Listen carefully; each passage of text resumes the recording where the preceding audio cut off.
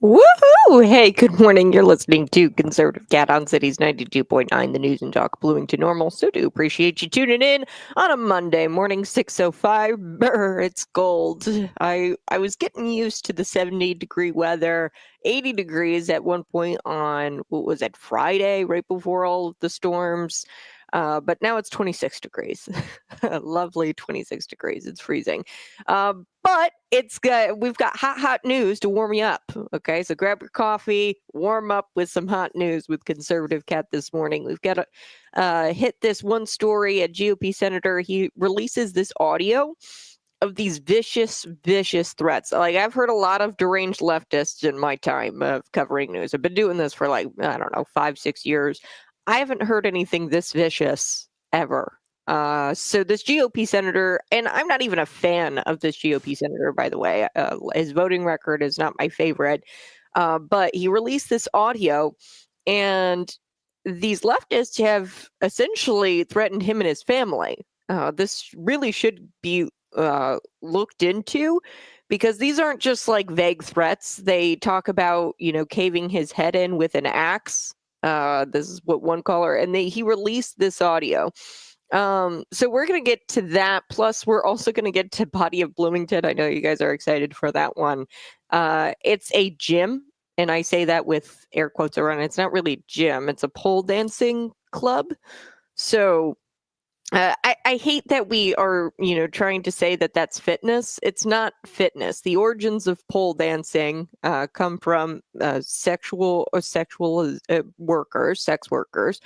Okay, so pole dancing was created by sex workers, and it was like a thing that they did, the tribes in the tents with the wooden poles. So this goes all the way back to the 1800s, and like the dance was originally called hoochie coochie.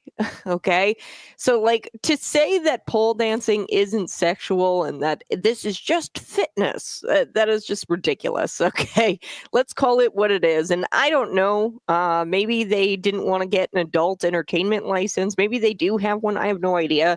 But I do know that if you want to operate like a pole dancing club, you have to get an adult entertainment license.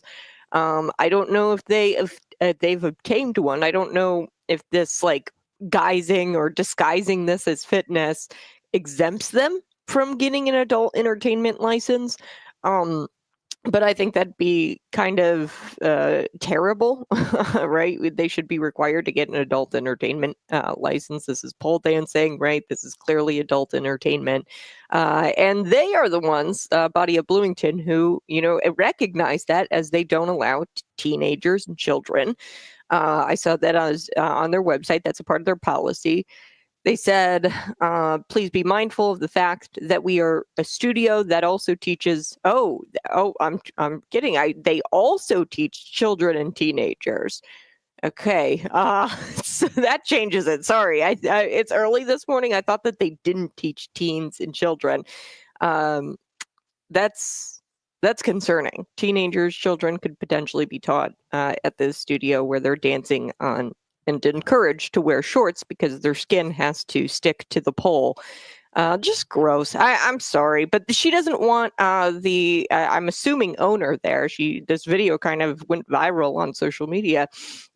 She doesn't want Trump supporters there or Christian nationalists. They're not welcome in her Bloomington, Illinois gym, and I'm using air quotes here. So I also want to get to Jasmine Crockett. She is endorsing having illegals pick her crops for her. Again, I don't know why Democrats think that this is a winning argument. It just reminds me that they were the same Democrats that enslaved people and exploited labor of people who looked different than them. Back in the 1800s, this is the same party that did that. Okay, so it's interesting how this party is advocating for slavery they did it back in the 1800s at the expense of the cotton industry. The Democrats said, well, we have to have slavery because otherwise our economy is going to take a nosedive and the cotton industry will be decimated. Okay, that's what the Democrats argued back in the 1800s when they enslaved people. And now they're saying it's the produce industry. I think it's really interesting that we still have the same party are advocating for importing low-wage working populations to save our produce industry. It's really weird because history is repeating itself. And that brings me to, of course, the United Nations judge. Her name is Lydia I'm going to mess this up. Mugambwe. She's a United Nations judge. She was just convicted by a British jury for forcing a woman into domestic servitude. Now, remember the United Nations. Their whole thing is human rights and uniting all of the nations and uplifting people. But here you have a judge for the United Nations. And this is further proof why America should not have nothing to do with the United Nations. I'm sorry, the UN. We should have nothing to do with them. This is just a judge, a high court judge in Uganda. She forced somebody into servitude. So she had an actual slave, and she was convicted of it by a British jury. So I'm going to get to that. Let's start with this. Turns out the side that claims that they're compassionate aren't actually very compassionate people, and they are people who tend to make death threats. Okay, so and they make death threats against people who they disagree with. Okay, so the leftists, they'll say we're the compassionate ones, but then they'll get on social media and scream about how much they hate you, and they'll call you, bigoted. They'll call you mean names. This is really, really sad. And I don't even like this senator particularly because I don't agree with a lot of his voting record, but Senator Tom Tillis released audio of death threats that he's received. And, maybe this is why he is voting and his votes are not that great. I wouldn't even call this guy necessarily a super conservative. He released this audio and it's laden with profanities. I bleeped them all. They're bleeped. Okay. So just forewarning. Okay. If you got kids in the car, everything's bleeped. So it'll be all right. But Tom Tillis, he released this audio. Just take a listen to this. Here we go. Good afternoon, Senator Tillis. That's how northern warbacks think about you southern white trash. That's what the ones who won the Civil War think about you. Do you understand that inferior bad genes, inbred stupid you and all your people? Yeah, Tom Tillis, afraid of death threats. Then get the out of office. I would like to talk to Tom Tillis and ask him why he thinks it's okay for him to take money from this nation and it over. Why does he think that he can tell his employers to go themselves every goddamn day, all day long, and sell his goddamn nation out and his employers over? Don't he know that his employers can take a axe handle and cave his head in? And I suggest, well, you're going to have to be very careful about going out in public or talking to anybody that's real, that's an actual American, because we hate you. If I didn't have a broken back in Southern California, I would spend the rest of my life in federal prison for a chance to cut your throat. Wow. Yes, I wanted to share that with you this morning. This just shocked me. Shook me to my core. I'm frightened, and I'm not Tom Tillis. Tom Tillis and the Tillis team, they shared voicemails. So these were several voicemails cut together. They were profanity laden. I mean, fueled with hatred for Donald Trump as well, President Donald Trump. And this is our reality. The senator's senior advisor, Daniel Keelan, said the volume of threats and harassment directed at members of Congress and their staff is the new normal. And this is because you've got people like Jasmine Crockett, AOC, screaming about their hatred for Donald Trump and Elon Musk. So Keelan said that Tillis's office in Greenville, North Carolina, received a handwritten, unsigned letter.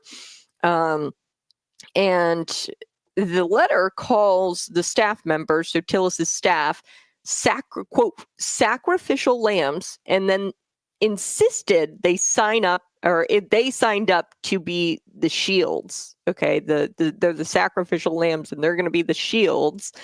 The anonymous writer, while reiterating, in no way is this a threat, said people are going to start coming in filled with rage, coming into his office in Greenville, North Carolina, filled with rage.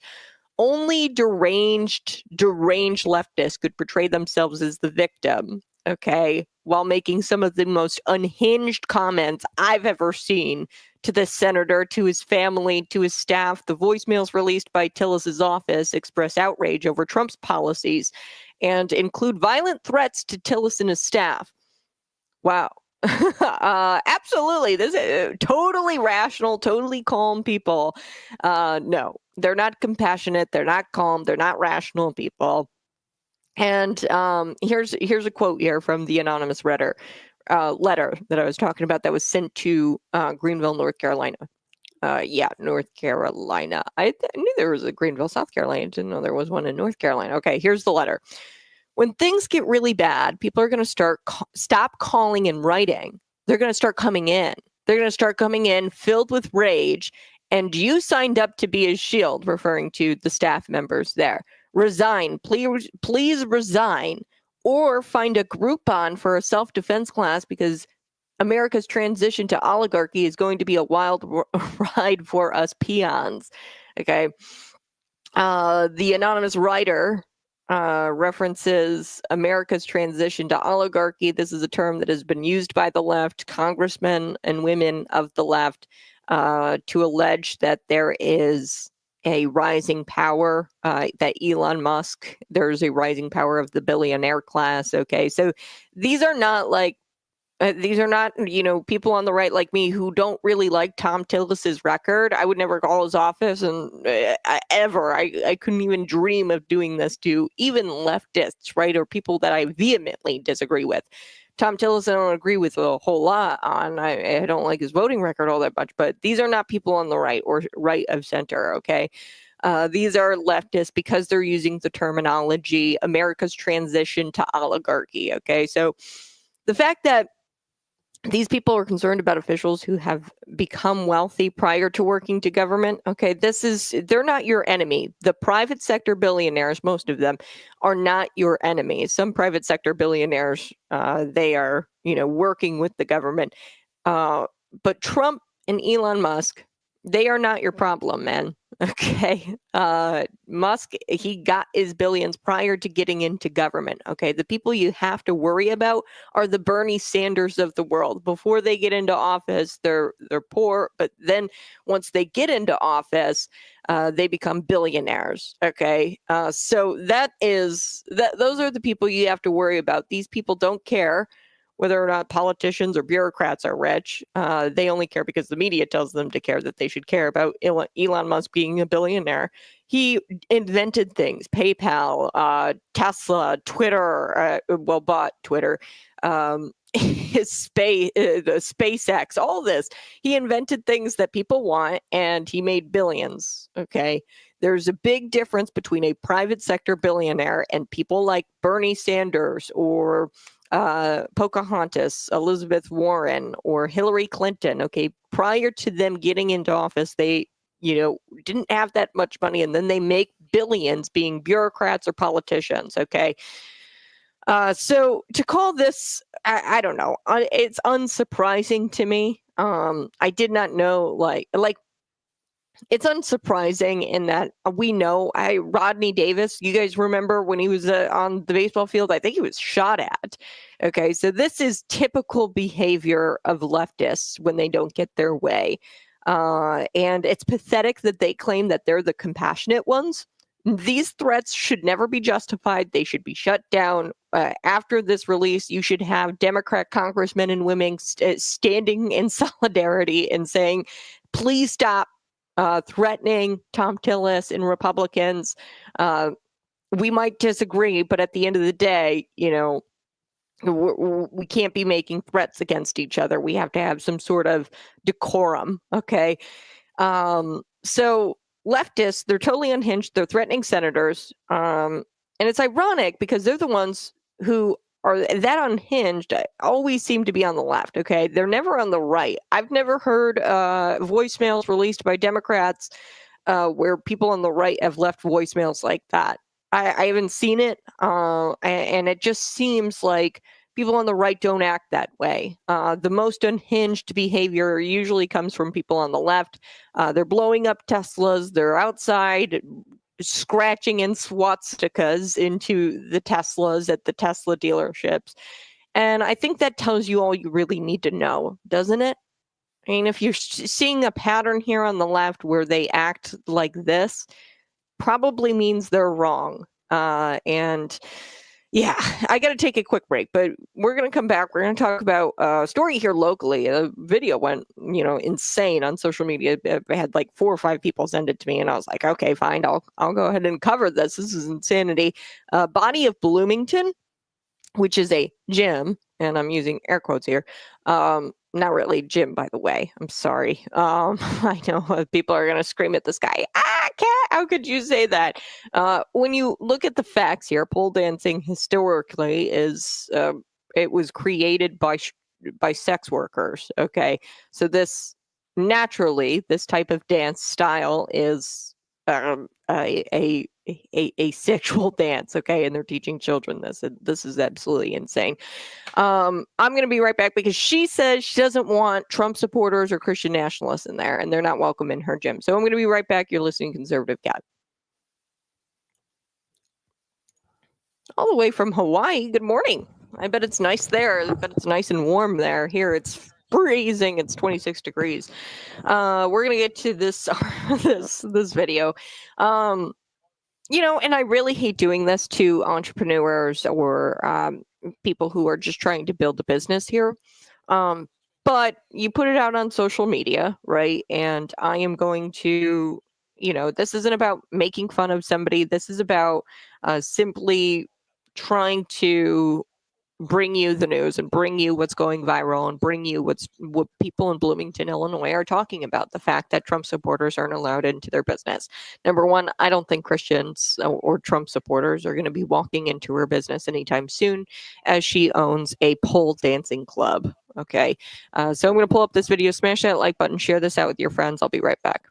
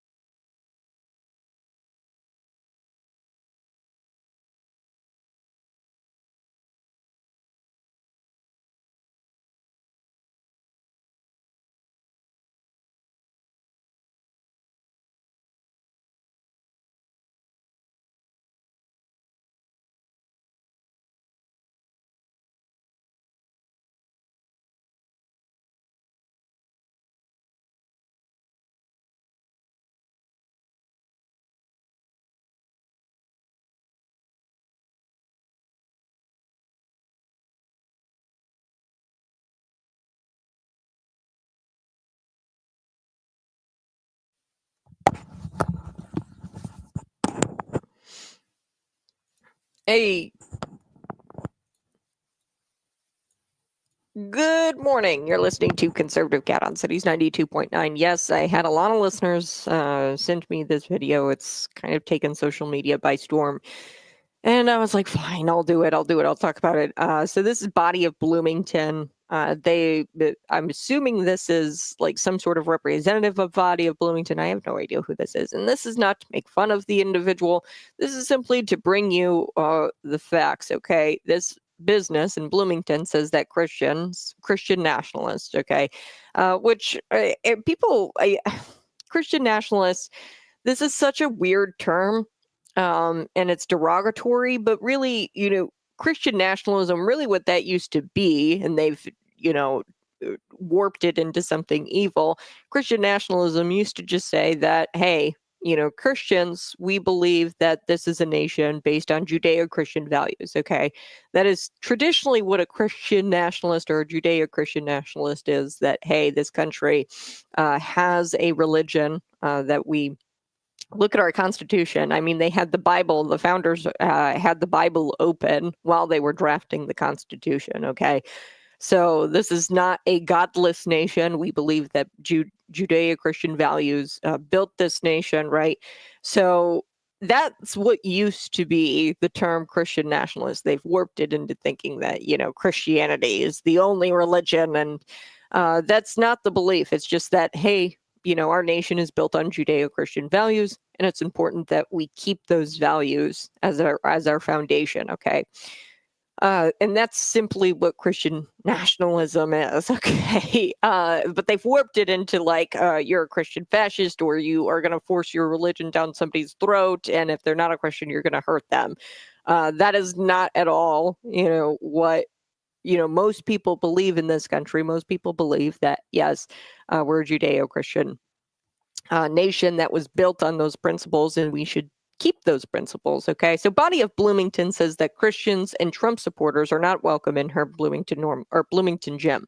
Okay, so I want to present this accurately. It's not a gym, okay, by the way. I'm sorry. Pole dancing, if you look into the history of pole dancing was created by sex workers. This was something in the 1800s. They had like these tents, and it was like these, tribes, and they were like doing this belly dancing, but it was meant for sexual reasons, okay? I got to be careful about what I say, but really, all you need to know is pole dancing, the origins of it. It was designed by sexual workers, okay, or sex workers.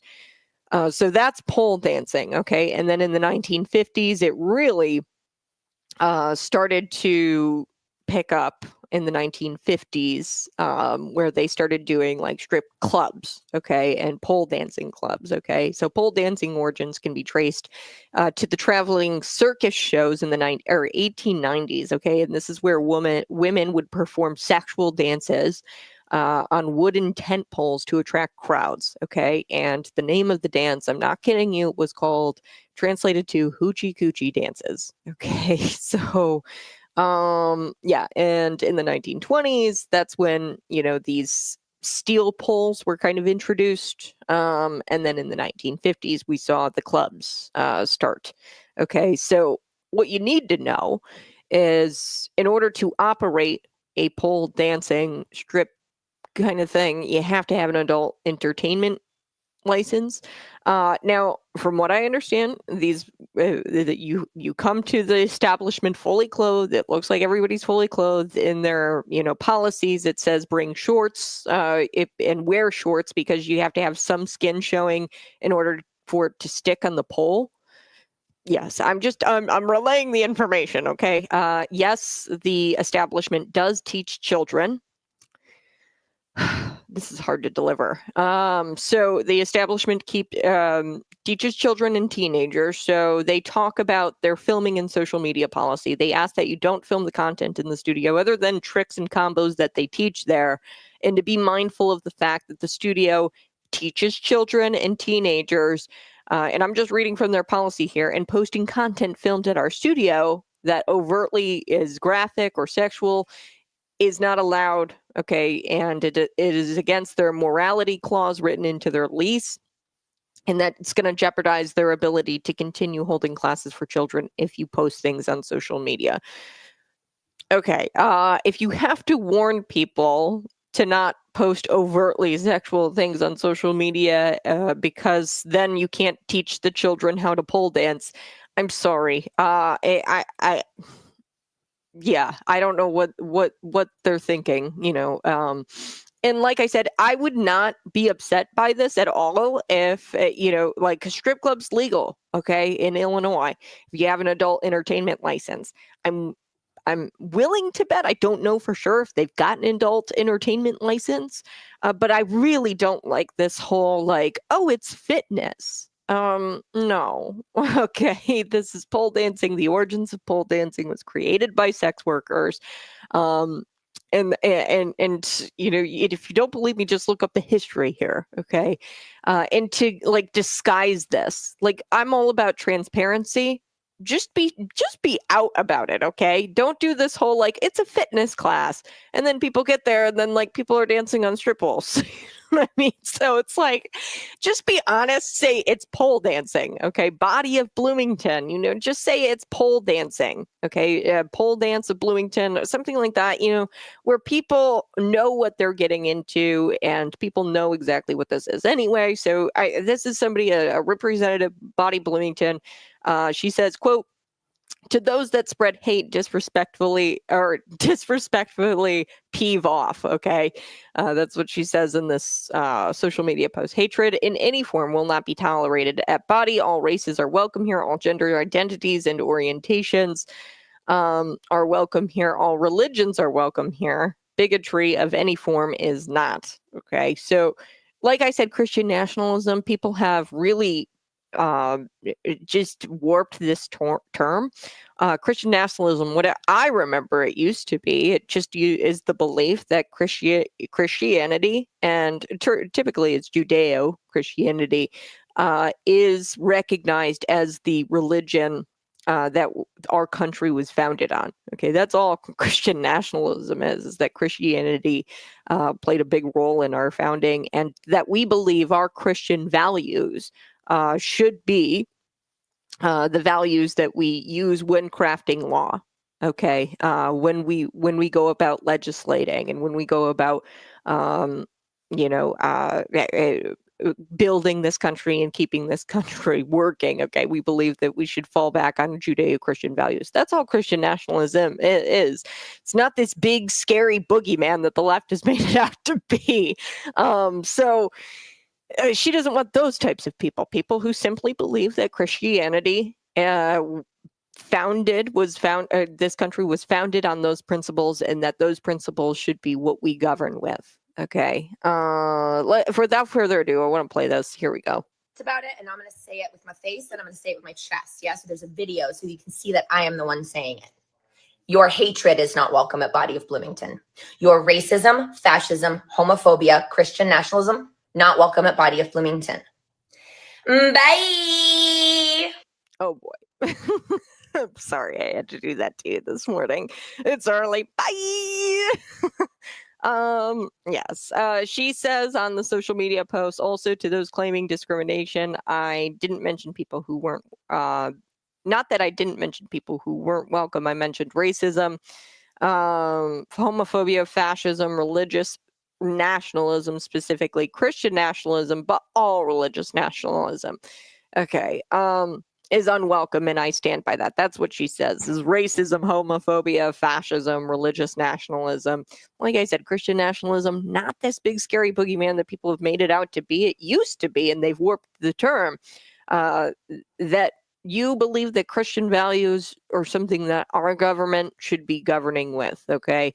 Judeo-Christian values. The Holy Bible was open while the founders of this nation were crafting the Constitution, okay? All of them were Christian nationalists, the founders of our country, okay? The people who crafted that document, the Constitution. So, Yeah, I guess, call me a Christian nationalist because I believe that those principles should be what we govern with here in this country.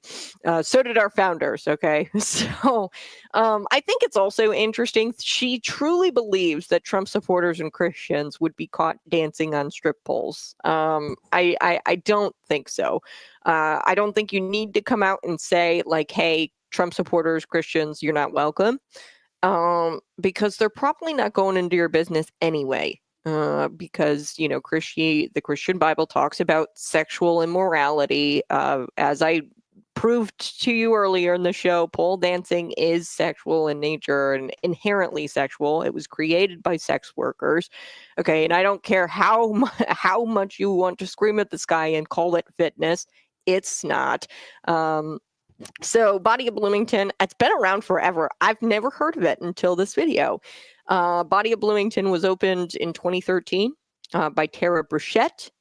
She said they noticed a need for change in the community's fitness offerings. She wanted workouts based on correct form, alignment, and core engagement, and provide new fun formats such as pole dancing. In 2020, she sold the studio to a longtime employee, Kai Overfelt, who is excited to uphold the reputation of the family feel of this wonderful studio. Family feel. Yes, children are taught to pole dance at the studio. Yes, teenagers are taught to pole dance at this studio. Here's what Body of Bloomington says: specialize in fitness, fun, personal, and something you look forward to every day. We offer a variety of different classes, including pole dancing. Like I said, I shared with you their policy. They urge you not to post their classes on social media, especially if they're overtly sexual, because, and I'm quoting here, it'll jeopardize their ability to continue to hold classes for children.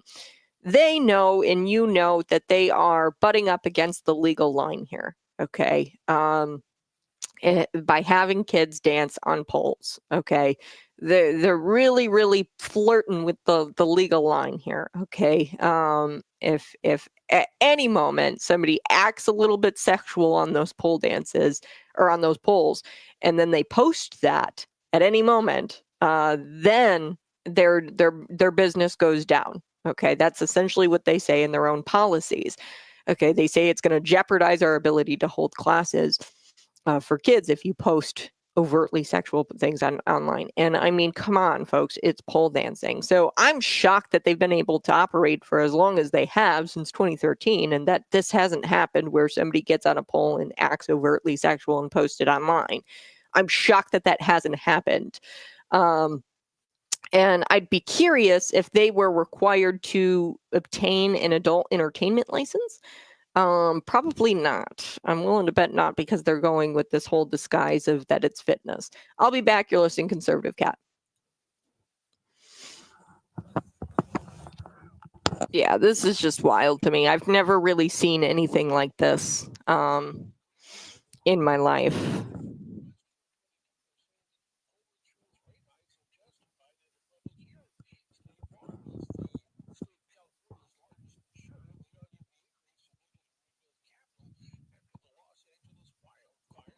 It's not because the video is sexual, it's because the video can be made sexual. I think you know this. Yeah, sorry also about the audio, by the way, guys. I don't know exactly what you're saying there, Dan, but it's pole dancing, right? And I don't know, overtly sexual is kind of subjective. They instruct their class, the fitness goers, we'll use their terminology. They instruct the fitness goers to wear shorts, to wear clothing, to make it easy for their skin to stick to the pole. So, I mean, I think inherently pole dancing is sexual. Inherently, just because of the way it was crafted, like the origins of the dance. Not to mention, like, I don't know, like, if you want to destigmatize pole dancing, I mean, go on right ahead. Don't do it at the expense of kids. Okay. They are honest about teaching children and teenagers how to pole dance. if you want to try to destigmatize pole dancing or try to make it into a fitness thing, you can go ahead and try to do that. But I really think you should try to do that without using the kids. Until it's destigmatized, maybe not teach children and teenagers how to dance on a pole. Yeah. Anyway, all right, we're gonna be right back. You're listening Conservative Cat Cities 92.9. Go ahead, smash that like button. I'm gonna take a quick break.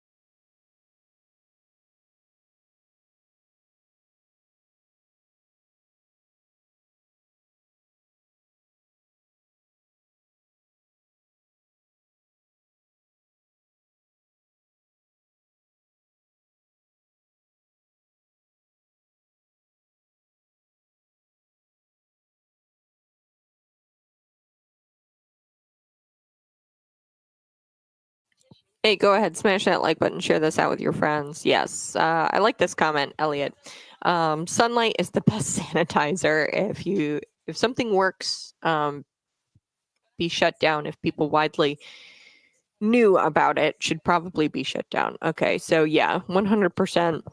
I think that me providing some of the sunlight, really, that's what I'm trying to do, is because it's very clear. It's not called pole dancing. It's not called pole dancers. It's the name of the business is Body of Bloomington. And even when you go to their website, it's very clear that they are trying to make it look like as if it is a gym. They refer to it as a gym, fitness studio. That's what they call it, which is totally fine. Like, if adults want to do this, I'm totally cool with that. However, there just needs to be parameters. Okay, an adult entertainment, a license would have to be obtained. I think this is pole dancing, and it's not fair to the strip club owners, right? They've got pole dancing. They have to go through the bureaucracy of obtaining an adult entertainment license, in order to get their business to operate. And I don't know if these individuals have an adult entertainment industry license. I'm going to say probably not, because of the way they've classified their business as a fitness thing, which whatever, but they're teaching kids and teenagers to pole dance. And I don't care what people say, it's inherently sexual. Pole dancing, there's no way you can get around it. And I'm shocked that they've been open this long, because it just takes one person in that business to ruin it for everyone, essentially, where they film themselves pole dancing, and then it looks it looks overtly sexual, and then they won't be able to teach children anymore. They just haven't posted online, I'd imagine. But it's inherently sexual, pole dancing. Look at the origins of where it comes from. Look at historically what pole dancing is. Look at the strip clubs who use pole dancing. They have to file for an adult entertainment license. Like, let's call a spade here. Let's be transparent, and in the spirit of transparency, call yourself what you are: a pole dancer, a band dancing club.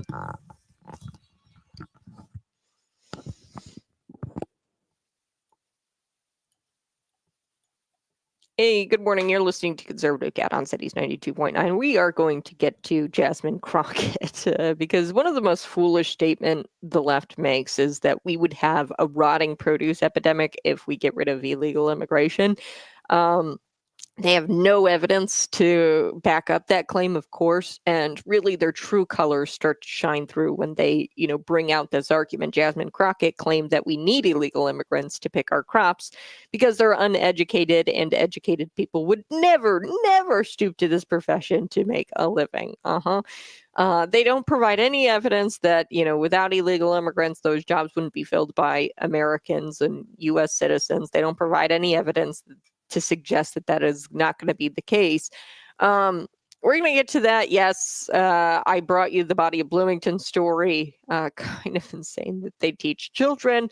And like I said, I've got no problem with this business. I mean, it's not my cup of tea, right? Obviously, being Christian, I don't believe in the sexual immorality of it. Pole dancing, as I said, inherently sexual. Look at the origins of pole dancing. Look at how it's been used historically by strippers, in strip clubs.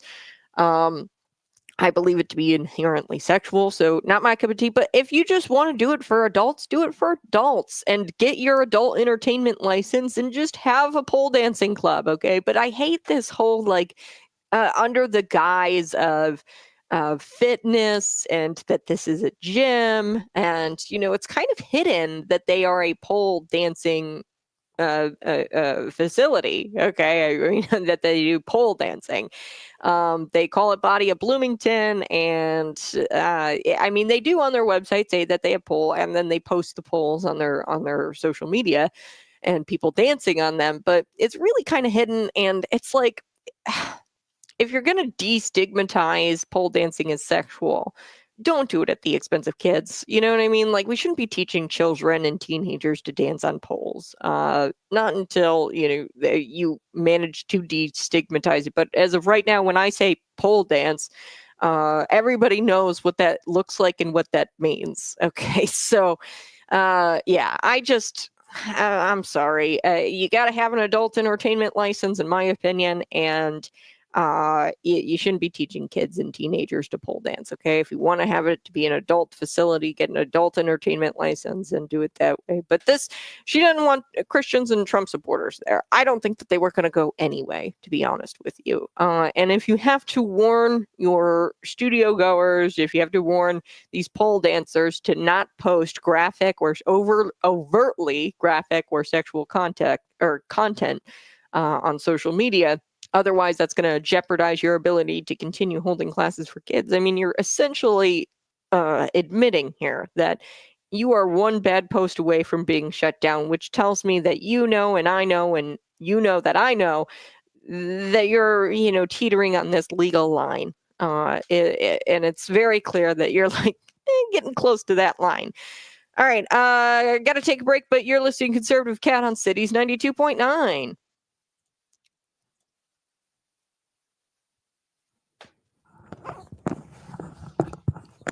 Hey, good morning. You're listening to Conservative Cat on Cities 92.9. So do appreciate it.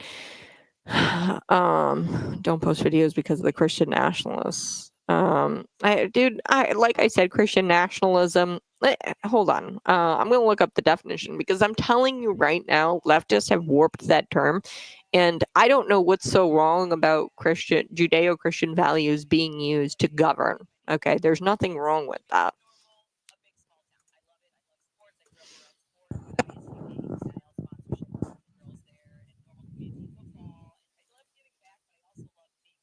Christian nationalism asserts that the United States is founded by Christians. Yes, Christian nationalists in the United States advocate for cultural conservatism and with an American civic belonging. Okay.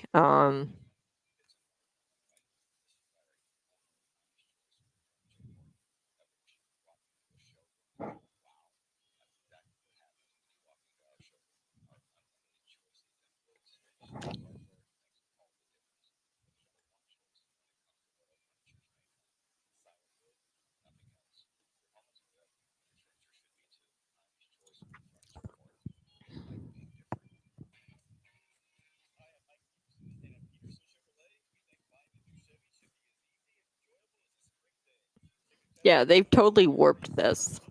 Christian nationalism. All Christian nationalism really is, folks, is that you believe that the country was founded by Christians and that you believe that there should be a cultural and that our government should be governing based on those values. That's nothing wrong. Like, there's nothing wrong with that. Okay. Just like liberals, they believe that they should be governing off the values of liberalism. Okay. This is just a different point of view. Okay. Of course, Christians are going to want their government to also be Christian and to be governing by the principles of Christianity. Why wouldn't they? Okay.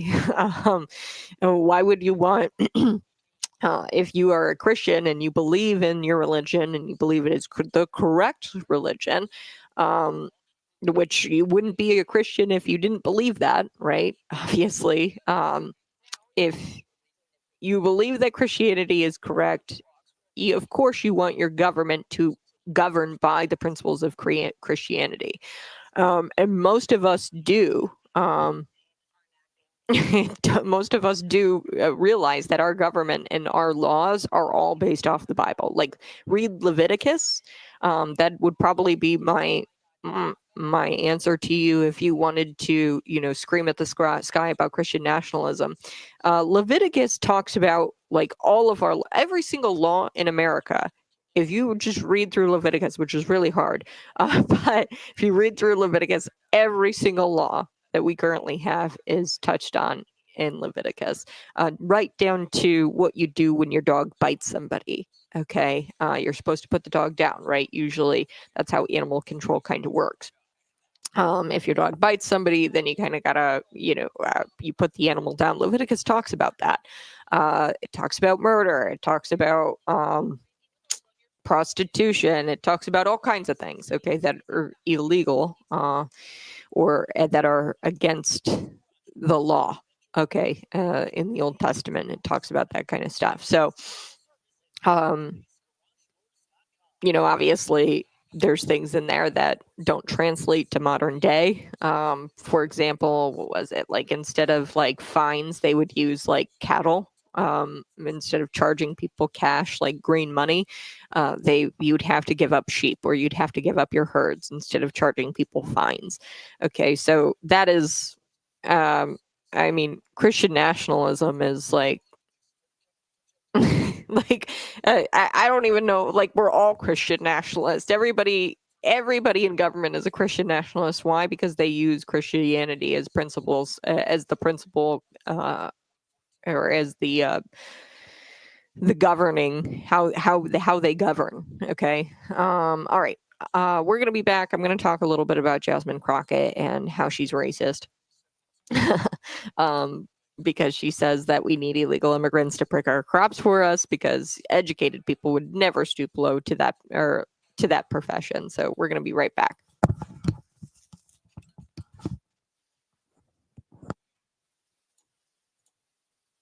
Good morning. Hey, you're listening to Conservative Cat on Cities 92.9 The News and Talk Bloomington Normal. Jasmine Crockett, yeah, she goes out there and she says, hey, we need illegal immigrants because I want them to pick our crops. Don't you find it interesting? Back in the 1800s, the Democratic Party, the same Democrat Party, okay, we're dealing with the same Democrat Party here. They were the ones who, for the cotton industry, okay, they tried to justify enslaving people. Okay, now for the produce industry, they're trying to justify exploiting workers and exploiting, low wage workers who are not from here. Okay, it's interesting that we have the party who advocated for slavery at the expense of the cotton industry, right? Because the cotton industry, it's going to take a tumble. It's going to decimate our economy, right?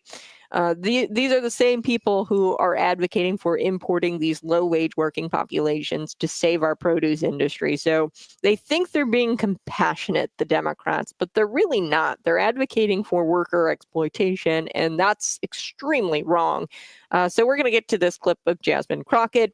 I also want to get to this news about, and this is probably the biggest news you'll hear all day, the UN judge. There's a UN judge. She was a high court judge for the UN in Uganda, and she has been convicted. A British jury convicted her for forcing a woman into domestic servitude. And I bring this up because this is why America should have nothing to do with the UN, with the United Nations. Okay, they have proven why we shouldn't have anything to do with them, and that their goal is to not really unite nations, and their goal is not really about human rights, because you've got the judge for the United Nations here enslaving somebody in her house. Okay, so also the UN, I didn't know if you know this, but the UN, at least the United Nations Human Rights Council, they've allowed for Iran and China, which are the biggest human rights violators, and just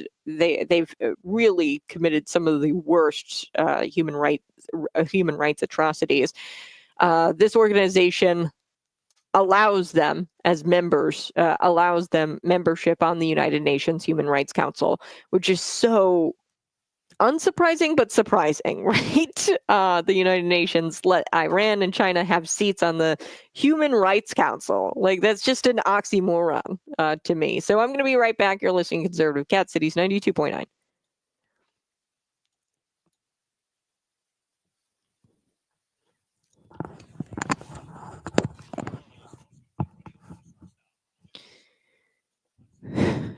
Yeah, most countries, like you say, Chris, here, Saudi Arabia, Muslim nations, Israel, Judeo-Zionists, okay, people believe that that is a Jewish state, and that Arab nations, Russia, pretty much every country in the world has some sort of religious type of governance, that they govern based on a type of religion. Okay, China, they use this religion and they govern based on that type of religion. Okay, so that's kind of you have to craft laws from somewhere, and really at the gut of it, right? And their morality is totally warped, right? That's why Christianity in America is so great. It's because the Christian morality is the best. Okay, and I say that as a Christian. And we have I hate to say it, but Muslim countries, they believe in child marriages or child brides. Okay, we don't believe in that. That in Christianity, we talk about children, or the Bible talks about children, and how child brides, things like that. That's practiced in Muslim faiths, and it's not against their faith. Okay, here in the United States, we've outlawed that. Why? Because we go off the Judeo-Christian Bible. Okay. Judeo-Christian principles. So there's nothing wrong with really Christian nationalism. I'm going to just say it out loud, okay? Because they've warped that term into thinking that, oh, you're going to force Christianity down their throat. We've been doing Christian nationalism far before I was born. Okay, we've been doing Christian nationalism since the founding of this country. The whole point of Christian nationalism is that you believe that the Christian values is how we should govern. So, that's just everybody is a Christian nationalist in government, okay, if they're upholding these laws that were based off Leviticus. Okay, law enforcement everywhere, everyone is a Christian nationalist if you live in America, and if you believe in the laws of this country, and if you believe that those laws are just. Okay, anybody who believes in the judicial system and the legislature, in Congress, and you like that format of Congress crafting a law, it goes to the House, goes to the Senate, it passes, in most of our laws, unfortunately, you're seeing a degradation of Christianity and Judeo-Christian values being used in lawmaking, and that's what these people are advocating for, of course. But Abraham Lincoln, we're going to be talking about slavery here in just a second. He said, hey, that's against our the Christian faith to enslave someone. Okay. That's against the New Testament, right? Enslaving people, and what Jesus says we should do. And what we're going to do now is outlaw slavery with the Emancipation Proclamation. Okay, so constantly we've been governing based on Christian values, like literally since Abraham Lincoln, since the founding of our country, really. And we're constantly working towards, being more like Christ, being perfect. That's what we're doing in our laws and making sure that we have a nation that is, it's never going to be perfect, right? Even the founders, they didn't really think about the, New Testament was there and they were like, oh, well, we're going to keep our slaves, right? So it's never going to be perfect. It wasn't perfect back then. But the goal is to always work on being more Christ-like, okay? And that has been what America has always been, is trying to work towards being more Christ-like, being more like Jesus Christ, and making sure our laws reflect that. And if you don't like that, then I don't know why you're here, to be honest, right? There's plenty of other nations that, have different religious backgrounds. If you want to go to those nations, go ahead. There's a reason why people flock to this country, why people would literally crawl over or swim over the border, and why they would pay $9,000 just to be trafficked here by some guy with a big scary gun, okay? There's a reason why people do that. It's because this nation is so great and it is so blessed. Why? Because Christianity is the one true religion, and these values work because it is true. It is the truth that these values, Judeo-Christian values, are the best ones. Okay, that is why people come to this country all of the time. So if we weren't Christian nationalists, we would have a country probably similar to that of Iran, China, these types of countries where you have no human rights at all. So these people, they scream about how Christian nationalism is so bad, but really it's probably what's preserving your rights to even say that out loud.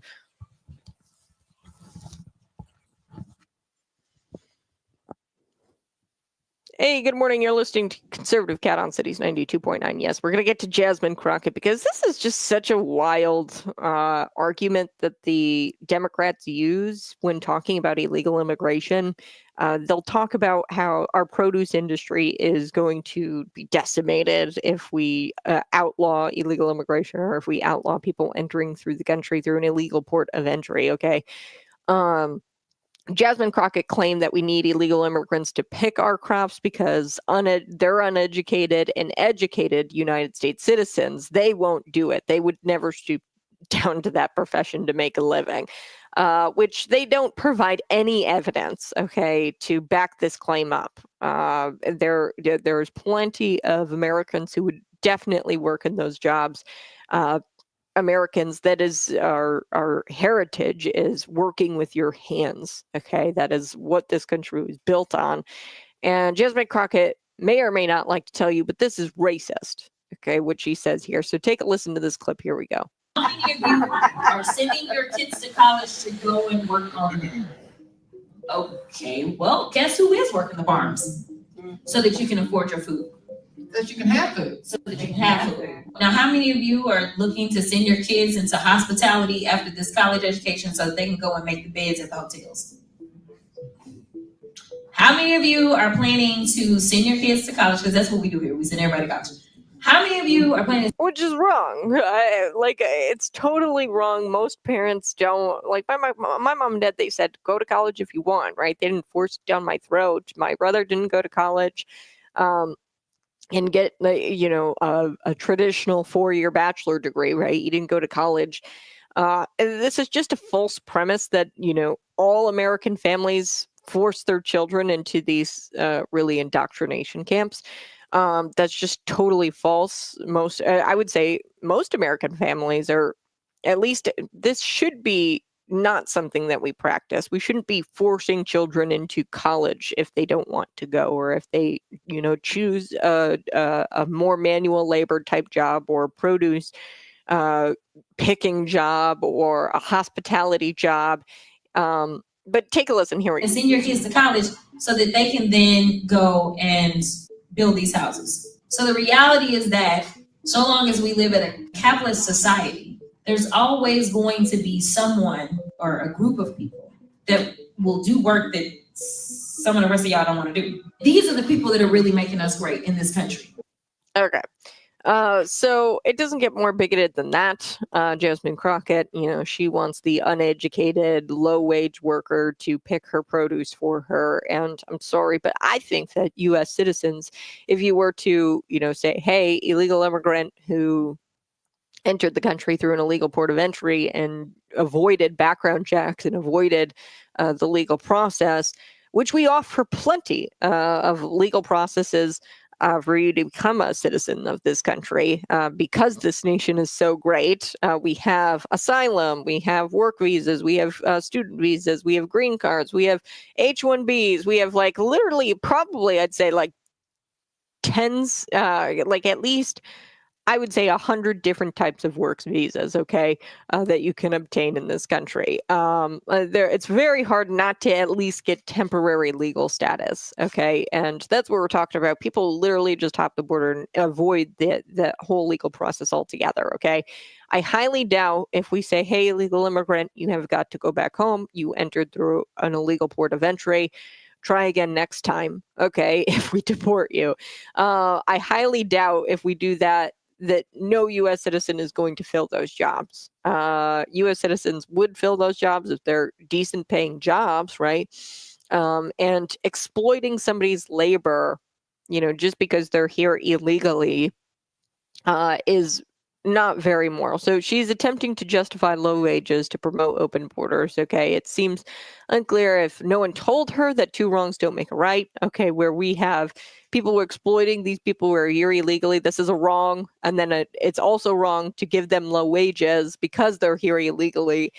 Two wrongs don't make a right. Okay. Secondly, she slaps you in the face, all Americans, working hard at these jobs. And she mocks these professions into oblivion. These are jobs worth higher paying wages, and to chalk it up to, these are low wage jobs. This is just a slap in the face to all of these professions. People who are now hospitality and Americans who are working in hospitality and produce picking. And I love how this party claims that they're all in it for the little guy. But they're not. Okay, this proves how little she thinks of people who are working in these types of jobs. She doesn't care that they're exploited. She doesn't care that they're getting paid pennies to do this job. Additionally, what she's advocating for is not capitalism, despite what she claims. This is actually socialism. These people who are working in these low-paid jobs, they're servitude. Okay, and the people at the tippity top are benefiting. That is socialism, communism, actually. So. People always work in jobs they don't want to do, okay, necessarily, and that has nothing to do with your nationality or skin color. I don't know anybody who hasn't complained about their job or doesn't like their job necessarily, but they go out and they do it and they get a paycheck so that way they can provide for their family, okay? That's not like capitalism. That's just like if you work a job, like most people don't do what they want to do necessarily. My brother works in basement crawl spaces. Okay, he likes his job because he gets money for it, right? But he's I don't think anybody wants a job where they crawl around sewer all day, right? Where they crawl around in dirty, dingy basements all day. But he does it. Why? Because he's rewarded for his work, for his manual labor. I got to take a quick break, but we're going to come back in just a little bit. You're listening to Conservative Cat Cities 92.9.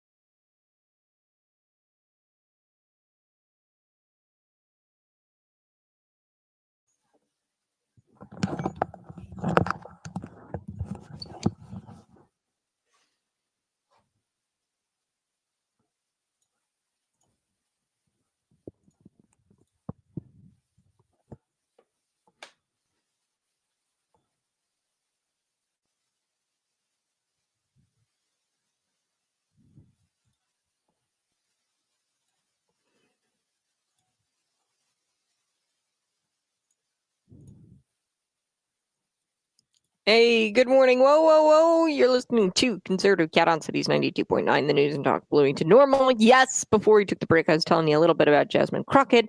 Very bigoted statement here. Okay, so what she believes in is importing low-wage working population to save the produce industry. Okay, she claims that we have to import a group of second-class citizens to keep the economy going. That's what she thinks, and she's advocating for low wages at the expense of a free market. And it's deranged that she tries to justify that. Okay, so really, I mean.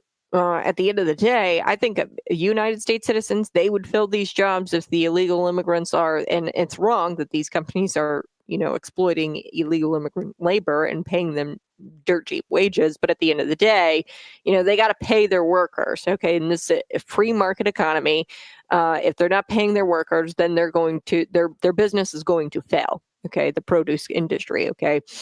I don't know, whoever picks Tropicana, right? Oranges for Tropicana, that company, if they're not willing to pay somebody for those jobs, then they're going to be phased out. Okay, so, and that's what should happen if they are that immoral of a company to where they want to exploit labor and they're not willing to pay people what they're worth, then they shouldn't exist. Okay, and in a free market economy, those people would just phase themselves out, and those companies wouldn't survive. And then we'd have top tier companies who are willing to pay United States citizens a healthy wage, a livable wage. I mean, I just don't understand. The left, they're always screaming about livable wages, but they're pro low wages when it comes to illegal immigrants and exploiting their labor. And this isn't anything new, because this is the same party who did this at the expense of the cotton industry. Okay, so the cotton industry, okay, 1800s, they were advocating for importing low-wage working populations to save that industry back in the 1800s, and they said that our economy would be, would take a tumble if not for illegal immigrants. Well, guess what happened? We outlawed it. Thank you, Abe Lincoln. Slavery with the Emancipation Proclamation, and turns out our economy was fine. And it turns out you don't need to enslave people for the economy to work. Okay, so. While the people on the left think that they're the compassionate ones, they're not. They're advocating for worker exploitation, and really what you need to do is just let the free market work, okay? Let it work. What we're doing with the illegal immigration and importing these illegal immigration populations through these nonprofit organizations, what we're doing is we're making it easy for companies to exploit their labor. And when these companies should just phase out, okay, and should be just shut down, okay, and there will always be slack to be picked up by the companies that actually pay their workers and are good companies. They'll pick up the slack after those close down, and they'll make all the money. And I'm all for that, okay, good companies and companies that pay for their workers to work.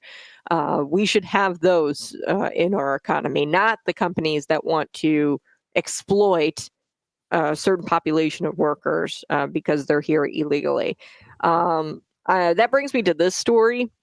The United Nations judge, this is probably the biggest story I came across this morning. Came across the desk, my jaw hit the floor, and I was like, whoa, this should be the story today. Okay, so we have a United Nations judge, Lydia Mugambwe. I know I'm probably butchering that. Mugambwe. She was convicted by a British jury for forcing a woman into domestic servitude. Okay, so this is an example of leftists where they think they're the compassionate ones, but actually, if they had it their way, they'd love to have a servant in their homes. Okay, that's what they really want at the end of the day. And it's still the same party. Okay, the Democrat Party from the 1800s. These people have just changed their messaging and their propaganda tactics. Okay, so she was listed as a fellow in Columbia University's Human Rights Program, by the way. I'm going to play this. This is her getting arrested, actually. So this is like body cam footage, it looks like. Take a look. So unfortunately, I'm going to have to now arrest you on suspicion of keeping somebody in slavery and servitude under the Modern Slavery Act. So you don't have to say anything, but it may harm your defence if you do not mention when questioned, something which later on in court, anything you do say may be used as evidence. All right. Sorry? I am a judge in my country. I even have immunity. I am not a criminal. You've got immunity in this country? Yes. I have a diplomatic passport. You're a diplomat? Yes. So we'll need to see that then. Yes. And then we'll need to speak to the embassy if you are a diplomat. I came here as a student. Okay, so according to, she's shocked. I love this body cam footage because she's totally shocked that she's being held accountable for her disgusting evil ways. And then she says, I have immunity. I'm a diplomat. Yeah, that doesn't mean you're above the law, lady. And the fact that these are the sorts of people that the UN hires is proof that the United States should no longer be a part of the United Nations. Okay, we should have nothing to do with them. This video alone should be a big flag to Donald Trump. Hey, pull out of the UN. So this woman, Mugambwe, she serves as a high court, according to the Daily Caller, high court. She serves as a high court judge in Uganda. She brought the victim to Britain under the guise of securing her job in a diplomatic household, only to make her work as an unpaid maid and nanny. She confiscated the victim's passport, the visa, and trapped her until the victim was able to contact a friend and alert the authorities that she was being held against her will. Okay, now this is according to the Thames Valley police statement. Now this is British authorities, right? They went there and she was convicted by a British jury. This is unsurprising, really, because the United Nations, what you need to know, Iran and China, these are the biggest offenders of Human Rights Council. Earlier, we were talking about Christian nationalism, and they've warped Christian nationalism, the leftists, into a bad thing. Okay, Christian nationalism, all it really is, it asserts that the United States is a country founded on Judeo-Christian values, okay, Christian values, and that we believe, Christians believe, and Americans believe that we should be governed by those values, okay? And we were founded on those values. We should be governed, and we should govern ourselves. Most people are Christian nationalists, by the way. Why? Because most people, if you believe murder is bad, right? If you don't think murder is a good thing, and you believe that law is justified where we send murderers to prison, then you're a Christian nationalist, okay? So let me break this down for you. In Leviticus, it talks about this. In Leviticus, if you were to read it, every single law that we have in this country is accounted for in Leviticus. It's crazy. You read through it, right down to what you do with your animal if it bites somebody. Okay, so an animal control comes out and then they say, oh, your dog bit somebody, we got to put the dog down. Okay, that's in Leviticus. It's a little bit hard to read because back in those times, it's hard to translate to modern times. Instead of fines, you'd pay like you'd give over some animals in your herds or something like that. So you're a Christian nationalist if you believe murder is wrong and that murder should remain outlawed in this country. Okay, now if you believe murder is it shouldn't have any kind of legal consequences and you shouldn't be locked up for that, then you're not a Christian nationalist, okay? So Christian nationalism is simply the belief that our values, Christian, or at least not our values, but Christian values should be the way we govern and craft our legislation, okay, and craft our laws. So in the Bible, it talks about Judeo-Christian murder is not justified. Now there's, instances where murder is justified. For example, the death penalty, right? That's outlined in the Old Testament where it talks about you kill someone, then you're killed. Okay. I've changed my views. I don't really like the death penalty all that much. So, you could make an argument. I'm not a Christian nationalist then, but so Christian nationalism is simply the belief that the belief that Christian values should be used when governing. Okay, that's it. And most people are, because if you believe murder is wrong and you think that murder should be or have consequences to that, that's a Christian nationalist ideal. Okay, because that's where our laws come from, is Christianity. So anyway, I got on this tangent here, but United States or United Nations and China and Iran. Okay, United Nations, they have allowed Iran and China to be members of the United Nations Human Rights Council. They are the biggest offenders. China, there's people who jump out of buildings because they're forced into labor there. Okay, there are people who jump out of buildings and they have suicide nets on these big old skyscrapers to prevent people from jumping out of these buildings. Okay, so human rights violations all over these countries. Iran, child brides. I don't think I need to tell you that they throw gay people off of roofs in Iran. And there's a reason why and I bring up the Christian nationalism thing again, there's a reason why people flee to this country. There's a reason why people are quite literally willing to swim over the river to get to this country, swim over water, and walk hundreds and hundreds of miles to try to get to this country. It's because we have Christian values, okay? And the Christian values are the one true values, I believe, that are good, okay? And other countries, they don't adhere to those values, and that's why you see people fleeing those countries. Anyway, so this organization claims, the United Nations, that they want to unite all nations and that they're uplifting people, but yet they have these countries who have committed the worst human rights atrocities known to man, but they allow them seats on the United Nations Human Rights Council. So that's all you really need to know about the United Nations. I got to take a quick break. I want to talk a little bit, though, about the 49-year-old judge. She was studying for her doctorate at the University of Oxford at the time, so like I said, slavery in places, they are turning a blind-eyed leftist to modern-day evil, slavery, and it's disgusting. Okay, like I said with Jasmine Crockett and the low-wage workers, she wants to allow companies to exploit low-wage workers and exploit this working population of illegal immigrants, and she wants to continue that. And they're turning a blind eye to what this really is. It's a modern-day evil, and it's disgusting. And this judge, she was getting her doctorate at the University of Oxford at the time when she, got this servant. Okay, so she, according to her profile on the UN website, was found guilty on 4 charges, including forced labor, an immigration offense, and conspiracy to intimidate a witness. Mugambwe, who's this 49-year-old judge for the United Nations, is also listed on Columbia's university website as a fellow in their human rights program. Prosecutors argue she exploited and abused the victim's lack of knowledge about her rights to keep her in the state of servitude,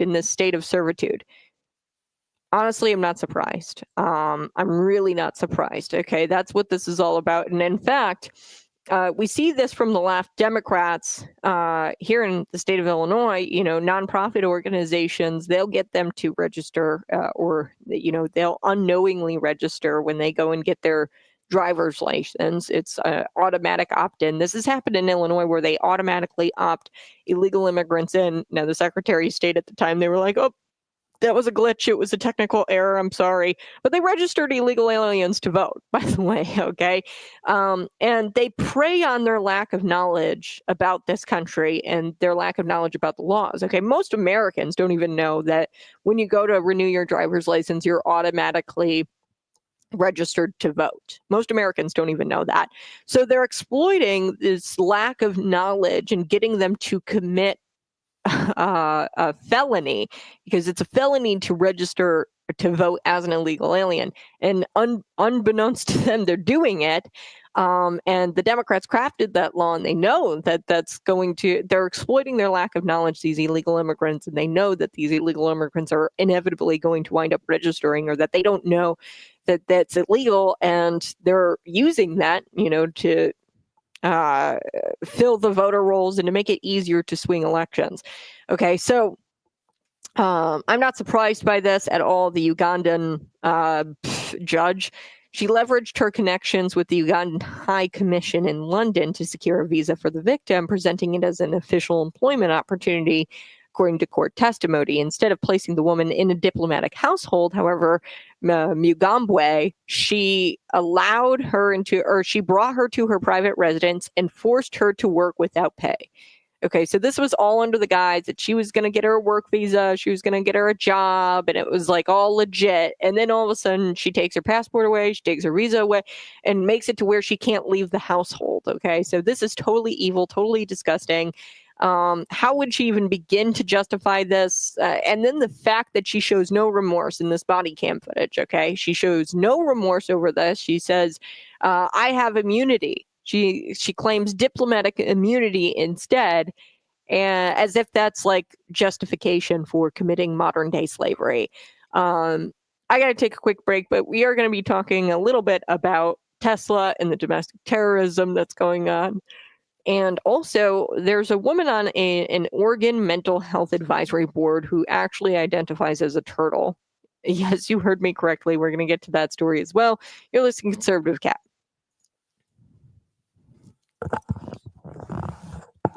Hey, go ahead, smash that like button, share this out with your friends. When we come back for our radio friends, I do want to talk a little bit about the 1% sales tax. We'll be right back. Smash that like button, share this out.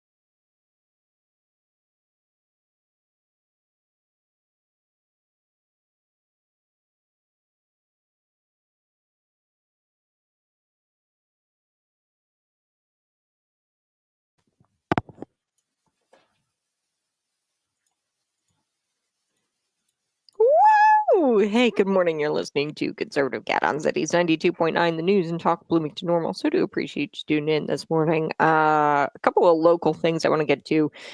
Unit 5, they've got a teachers union, and they donated $7,500 to this new Vote Yes for McLean County Schools PAC. Now, you're probably wondering who's behind this PAC. Barry Riley, the former superintendent of District 87, you should know that his pension is like well over $200,000. And at the end of the day, that's what this is about. It's about the pension, stupid. Okay. It's about securing his pension, making sure that that doesn't go anywhere. And of course, he needs to raise your taxes in order to make sure that his pension, because we have an unfunded pension liability. I mean, this is insane in the state of Illinois. And, he's kind of nervous. He's like, I want more taxes so that way I keep my pension. Okay, that's what this is. And it's clear when you look at the numbers. Okay, $200,000 pension, that's insane. Okay, now I get it. He worked for the district for 30 years or something like that, over 30 years. And when you look at this, though, this is like so disgusting because he made, that about that when he was the current superintendent, okay, at District 87. And then you look over to the district over, Peoria. This superintendent is managing triple the amount of schools, 25 schools, whereas Barry Riley was managing like 9 schools and like 5,000 students. And then Peoria superintendent, he's getting paid $99,000 to manage like 13,000 students. It's insane. So I want to get to this letter to the editor. Essentially, somebody sent it to me, and you guys are welcome to do this. Send it to my email, cat@gpmbloomington.com. Dean Fletcher. He sent me a letter to the editor, and I think that this is really good. So take a listen. I urge fellow McLean County taxpayers and voters to reject the 1% school sales tax on April 1st. This permanent tax hike is unjustifiable and unaffordable for a community already burdened by years of inflation and growing taxes. According to the Illinois State Board of Education, student enrollment has dropped significantly since 2019. District 87 has seen a 15% decline, while Unit 5 has lost 6%. Yes, we know this. The student enrollment is going down. He goes on, he says, with fewer students, operational costs should decrease, yet this tax would increase our financial burden. Declining birth rates will continue this trend. Okay, so there's declining birth rates as well.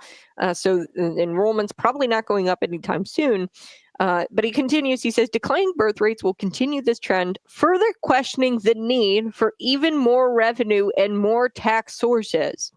Unlike enrollment, property taxes have surged. Okay, so enrollment decreasing, property taxes have surged up to 36% in Unit 5 and 28% in District 87 since 2018. Driven by annual tax levy increases proposed by school administrators and passed by your school board. Okay, so the school board has increased the tax levy year after year since 2019. And since 2019, it's gone up. The property taxes have gone up in Unit 5 by 36%, and District 87 since 2019 has gone up by 28%. Okay. He continues with his letter to the editor. These escalating costs burden homeowners, especially seniors on fixed incomes who face growing financial strain. Adding this 1% sales tax, raising the total rate to 9.75%. Okay, that's another thing people don't realize about this 1% sales tax. It's 1 cent tax. It's only 5 cents for every $5 coffee that you buy. They're not adding into the equation here. In 2026, there's going to be a grocery tax. There's also local sales tax that's probably going to be increasing as well. And they're not adding in all of these other, it's death by 1,000 cuts kind of scenario. Okay, so he says this in this letter to the other, Dean Fletcher, adding this 1% sales tax, raising the total rate to 9.75% on most purchases would hit families harder when buying things like clothing, diapers, and gasoline. Academically, years of tax increases haven't moved the needle. Just 22% of District 87 and 41% of Unit 5 students read proficiently. 87% and 71% can't meet the state standards in math. So that's crazy. So 87% can't meet the standards in math. Okay, the state standards in math at District 87, 87% of students, and then 71% of Unit 5 students can't meet the standards in math. Taking more taxes from your pocket won't fix years of inefficiency and failed educational spending. Finally, the pledge tax relief is deceptive, is a deceptive sleight of hand. It requires taxpayers to raise our own sales tax burden just to get a promise of temporary property tax reduction worth only 33% of the new sales tax revenue. This isn't relief, it's a permanent tax hike disguised as a short-term discount. Voters shouldn't fall for this cheap trick. With enrollment numbers failing, taxes already climbing, and academic outcomes lacking, the new tax earns an F grade. Vote no April 1st, Dean Fletcher of Bloomington. Yeah, this is and it is a cheap trick, and like I said, they can't really promise that property taxes unless they pass something, which I'm sure they're going to wind up doing, where they pass like hey, we're going to bring down our tax levy or something like that. And like Dean said, it's only going to be temporary. And really what this is a permanent tax hike, not to mention you're not going to feel any kind of relief because we all know that the grocery tax increase is going to be coming. The local municipalities are going to be doing a grocery sales tax. You have Governor J.B. Pritzker to thank for that one, by the way, because he said he was going to eliminate it. But actually what that meant was having your local municipalities tax you the grocery tax instead of the state. So we're going to be getting that again in 2026. And then not to mention the local sales tax is going to be probably going up because as part of the negotiations for eliminating the state grocery tax, he said, yeah, you can raise your local sales tax and you can implement a local grocery tax without going to referendum. Okay, so that's what your local municipalities are going to do.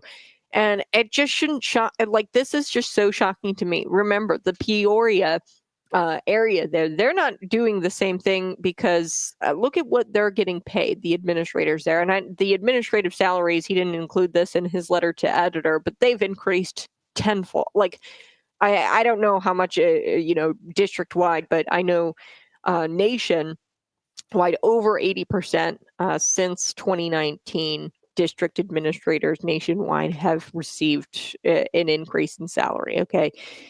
Their salaries have increased by 80%. Okay, so these district administrators are getting paid higher than they ever have been before. And that's really what the sales tax is all about. It's about pension, securing your pension. It's about securing your salary. I just don't. I think it's shady that you got Barry Riley, and then you've also got the Patrick. He's running for school board. They're working together on this McLean County Vote Yes PAC, and he's the treasurer of this PAC.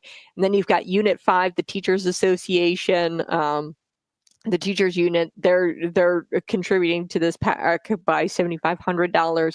It's just all kind of shady to me, and I really don't like this guy's 1 cent tax, and it's always been very deceptive. Not to mention, like I said, the government dollars and the government infrastructure used to promote this as well. So remember the websites, the District 87 website, multiple other school websites that have this 1% sales tax. They put a website out there. It's called april1cent.info or something like that. And they put this website out there, and quite literally on the website, and that was featured on their district websites that you pay for as a taxpayer. They said, hey, we're asking voters to approve the 1% sales tax. And you can't do that with government infrastructure. You can't use taxpayer infrastructure to promote either candidates or ballot initiatives, either for or against. All right, I got to take a quick break, but you're listening to Conservative Cat Cities 92.9.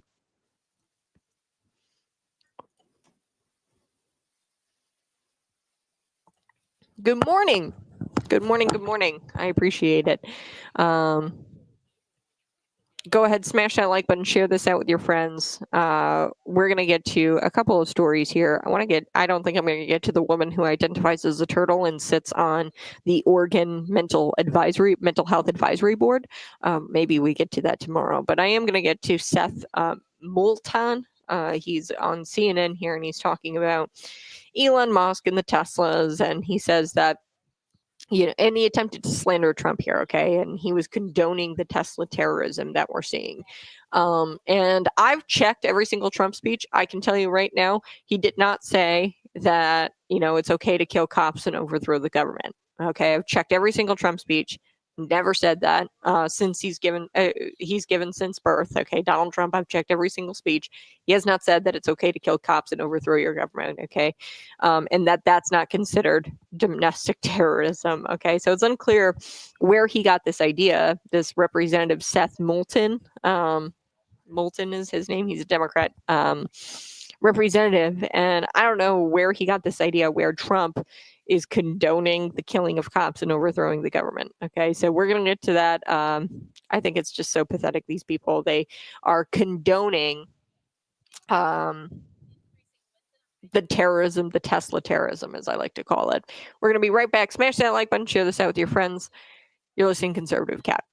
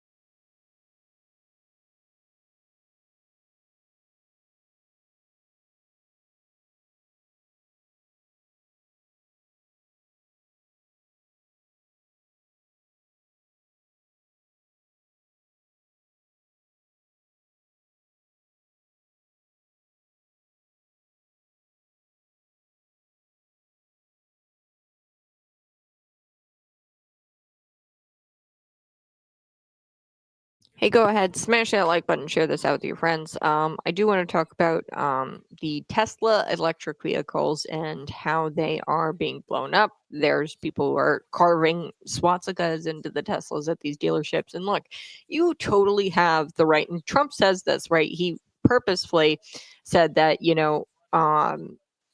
going after violently these dealerships, that is, they are going to be facing consequences for that. That's what Trump said. He purposefully left out this part where, like, you totally have your right to go protest these dealerships or to not buy a Tesla if you want to, and encourage others to not buy a Tesla. But once you cross this line of Musk derangement syndrome and you start terrorizing innocent people or causing, vandalism or violent threats and blowing up cars, that's a crime. Okay. We're going to get to this story. Here we go.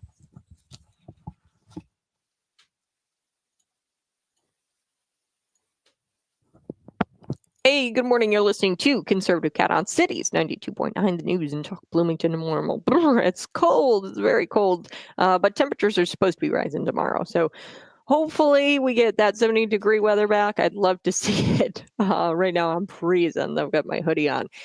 So this representative, I want to talk about him. Seth Moulton is his name, and there is no limit to where he will not stoop. Okay, he's going to stoop very, very low as to how low he will stoop. There's no limit as to how low he's going to stoop, and he's condoning Tesla terrorism. Take a listen to this clip.